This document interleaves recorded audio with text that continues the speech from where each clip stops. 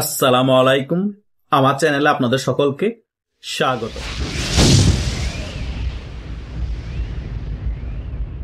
শেখ হাসিনার রায়কে ঘিরে বাংলাদেশের জনমনে আতঙ্ক এবং উত্তাপ এখনো ছড়িয়ে আছে। বাংলাদেশ আওয়ামী লীগ 16 নভেম্বর এবং 17 নভেম্বর আবার সারা বাংলাদেশে শাটডাউন কর্মসূচি ঘোষণা করেছে। এটা ঘোষণা করার পরেই বাংলাদেশ সরকার ডক্টর ইউনূস নড়ে চড়ে বসেছে। কেন নড়ে চড়ে বসেছে? ডক্টর ইউনূস আওয়ামী লীগের 13 নভেম্বরের কর্মসূচি সফল হতে দেখে 16 এবং 17 নভেম্বরের শাটডাউন কর্মসূচি যাতে সফল না হয় সেটার জন্য আরো বেশি অ্যাক্টিভ হয়ে গিয়েছে।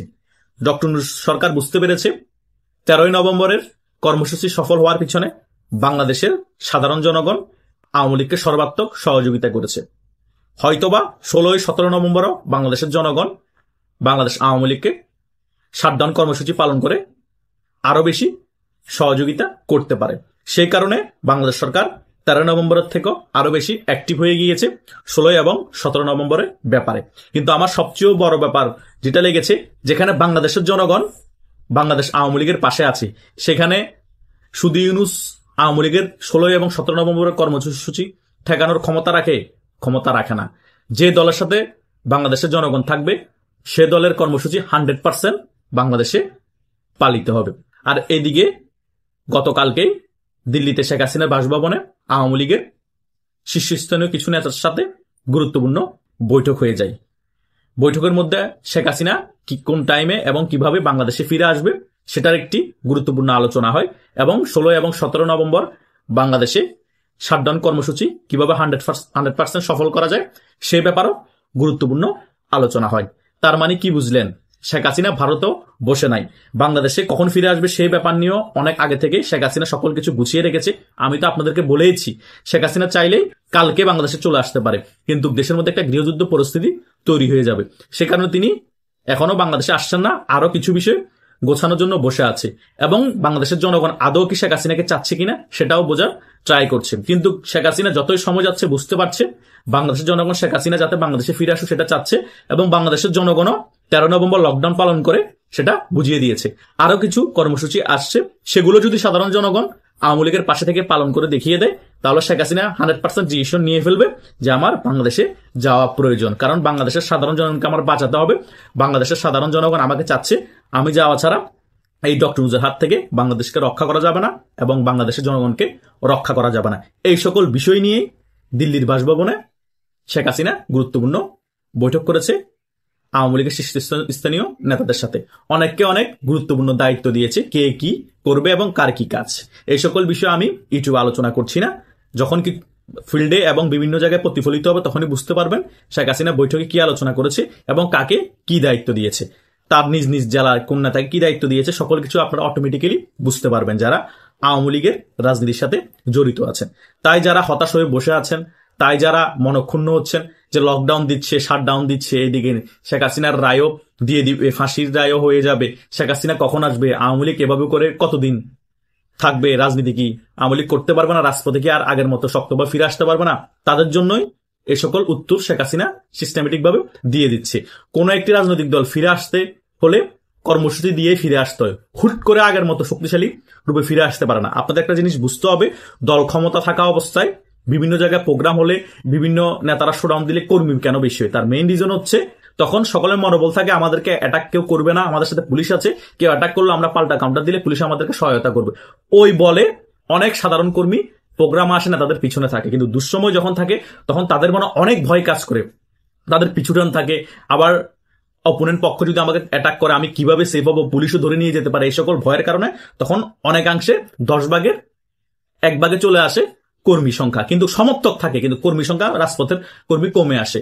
সে কারণে কর্মসূচি দিয়ে দিয়ে আস্তে আস্তে করে কর্মীদেরকে অ্যাক্টিভ করতে হয়, সাহস যোগাতে হয়, তারপরে রাজপথে আগের মতো অ্যাক্টিভ হতে পারে কর্মীরা এবং মনে সাহস আসে, তারপরে রাজপথ চাঙ্গা হয়। সে কারণে আপনারা হুট করে আগের মতো করে শক্তিশালী রূপে ফিরে আসবে এটা চাওয়াটা সম্পূর্ণরূপে ভুল। তাই ধৈর্য ধরতে হবে, কারণ অনেক তরুণ আওয়ামী লীগের ক্ষমতার পর থেকে আওয়ামী লীগের রাজনীতি দেখে আসছে, তাই দুঃসময় দেখে নাই, তাই মনে করে খুব তাড়াতাড়ি ওভারকাম করা যায় দুঃসময় থেকে, খুব তাড়াতাড়ি পতন হলে খুব তাড়াতাড়ি ফিরে আসা যায়, 4-5 বছরের ভিতরে খুব তাড়াতাড়ি ক্ষমতায় চলে আসা যায়।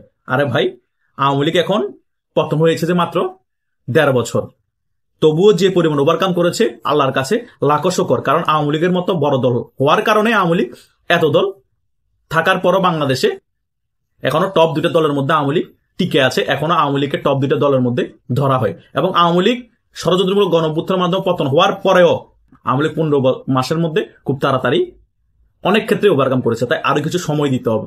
শেখ হাসিনা হুট করে দেশে ঢুকে আসলো চলে আসলো। আসি কি হবে? আওয়ামী লীগ আগে মোটামুটি সাংগঠনিকভাবে আর একটু শক্তিশালী হোক, আর একটু গুছিয়ে নেয়, তারপরে শেখ হাসিনা আসুক। তখন দেখবেন জয় জয়কার হবে।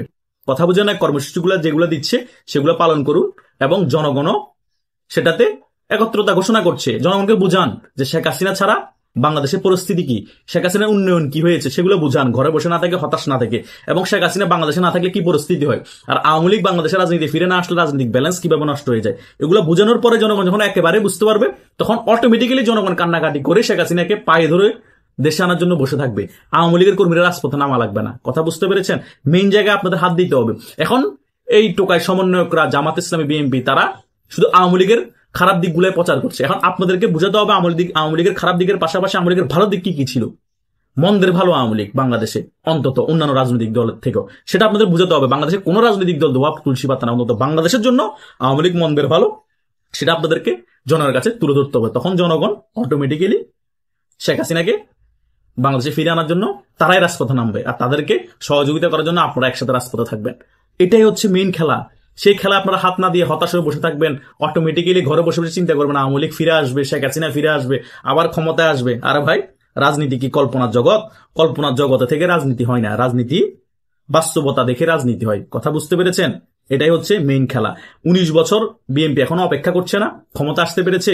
এখন বিএনপির ভালো সময়, তবুও বিএনপি 100% যে ক্ষমতায় চলে আসবে, 5-10 বছর ক্ষমতা থাকবে, সেটারও কোনো গ্যারান্টি নেই। তাই আওয়ামী লীগকে অন্তত সেগুলা মাথায় রেখেই সামনে আগাতে হবে। এবং বিরোধী দল থাকা অবস্থায়, ক্ষমতা না থাকা অবস্থায় কিভাবে রাজনীতি করতে হয় সেটা অনেক তরুণদের শিখতে হবে। অনেক তরুণরা এখন হতাশা হয়ে যাচ্ছে।